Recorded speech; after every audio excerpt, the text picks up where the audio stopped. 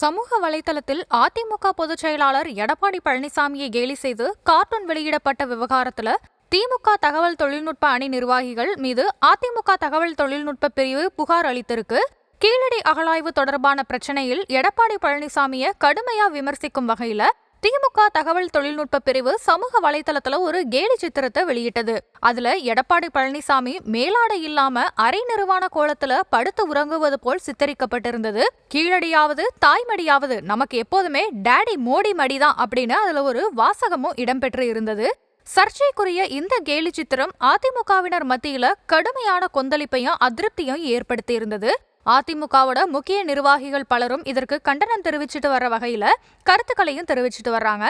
மேலும் இந்த கார்ட்டூன் தொடர்பாக நடவடிக்கை எடுக்க வலியுறுத்தி அதிமுக தகவல் தொழில்நுட்ப பிரிவு நிர்வாகிகள் கோவை மாநகர காவல் ஆணையர் அலுவலகத்துல புகார் மனுவும் கொடுத்திருக்காங்க.